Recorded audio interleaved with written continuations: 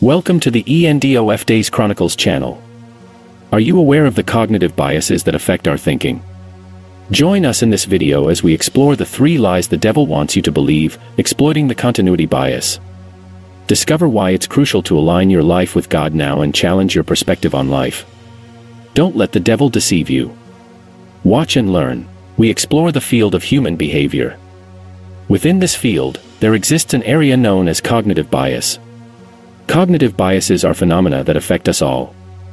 They can be defined as predictable errors in our thinking that arise from our limited ability to objectively process information. These biases often lead to illogical and irrational decisions, causing us to misjudge risks and threats. There are various types of biases, such as confirmation bias, which occurs when we seek information that supports our existing beliefs and dismiss data that contradicts them. This bias can influence our decision-making in a skewed manner, as we fail to consider all relevant information. Another bias is the gambler's fallacy, which involves expecting past events to shape future outcomes. However, the truth is that outcomes are highly uncertain, and previous successes have little or no bearing on future results. One particularly pervasive bias is the continuity bias, which many people struggle with until they experience a significant life event. This bias stems from the belief that things will always remain as they are presently. It manifests in thoughts like, "I will always be healthy," "I will always have an income," or "I will always be alive." It is based on the assumption that the current state of affairs will persist indefinitely. Now, there are 3 lies that the devil wants you to believe, exploiting the continuity bias. The first lie is, "I don't need God," or "there is no God." This lie is rooted in the idea that one has lived without apparent consequences, making decisions solely based on personal desires. However, I pose a question: how did you come into existence? Everything about you and the universe points to a designer, an intelligent creator. The intricacies of the human body and the vastness of the universe serve as evidence of a real God, whom you will ultimately encounter and be judged by. The second lie is, "I acknowledge there is a God, but I have time until I meet him." This lie suggests that one can delay facing the consequences of their actions or choices. And the third lie is, "I am in control of my life." This lie stems from the illusion of complete autonomy over one's destiny. In reality, our lives are subject to numerous external factors and uncertainties. Lie number 2 is the belief that one acknowledges the existence of God but assumes they have plenty of time before meeting him.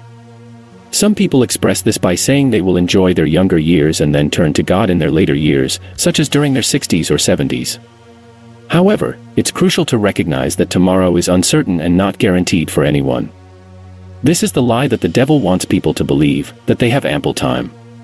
We must remember that both young and old individuals, as well as healthy and sick individuals, can pass away unexpectedly. Tomorrow is not promised to anyone. Therefore, the time to align our lives with the Lord is now. This relates to the continuity bias I mentioned earlier, where people tend to assume that things will continue as they have in the past. For example, someone might think, "I have lived 40 years, so I am guaranteed another 20 years." However, this is a cognitive bias, as circumstances can change suddenly without warning. The danger of continuity bias is that it provides a false sense of security. It leads one to believe that since they have lived for a certain period without encountering the Lord, they still have plenty of time. They may feel relatively young, fit, and capable, thinking they have time on their side. However, we are all just one step away from eternity. If we truly grasp this as humans, we would live our lives differently. We are fragile beings, fragile human beings. James 4 verse 14 reminds us that we do not know what tomorrow holds, for our lives are like a vapor that appears for a short time and then vanishes. James urges us to consider the fragility of human life and acknowledge our dependence on God. Some of you listening may need to remember James 4 verse 14 because you forget how reliant you are on God.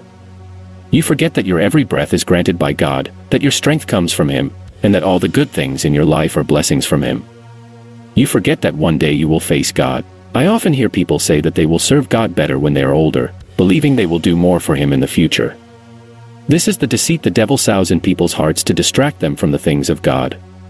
Life is full of unexpected twists and turns. Your plans may not always unfold as you envision. There is a story of a rich fool who made elaborate plans for his life, retirement, and financial security. However, God disrupted those plans.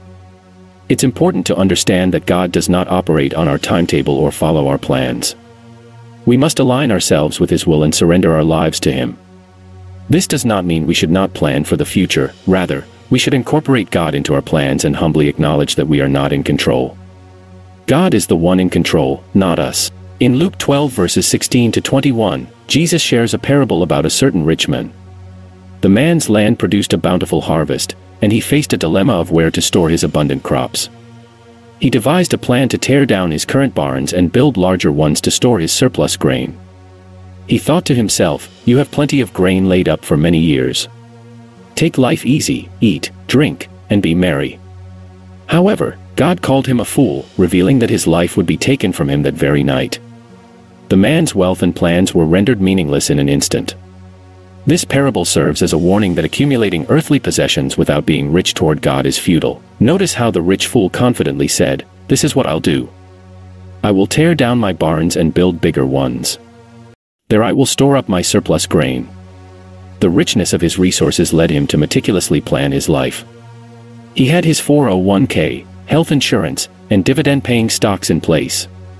His investments were well managed, and he believed he was ready to enjoy life with his wealth. However, God labeled him a fool because he lived without recognizing and preparing for eternity. The man's foolishness stemmed from his lack of awareness that he would one day face God. This story reflects how many people live, assuming they have endless time. It serves as an example of the lie propagated by the devil that time is abundant. However, without any warning, God declared, "You fool, this very night your life will be demanded from you." In a single night, all the man's accomplishments and plans crumbled. He had meticulously crafted business and life plans, but he couldn't control the timing of his death. In an instant, everything he had worked for became meaningless. Lie number 3 is the belief that one can change and serve God when they are older. Life doesn't conform to our personal plans. The more one neglects God as they grow older, the more they relegate Him to a secondary position. This allows indulgence in sin and the pursuit of worldly pleasures. Are you putting God on the back seat to chase after money? God describes such a person as a fool. Thanks for watching. If you found this video on cognitive biases and the 3 lies the devil wants you to believe insightful, be sure to hit the like button, leave a comment with your thoughts, and subscribe to our channel for more thought-provoking content. May God bless you.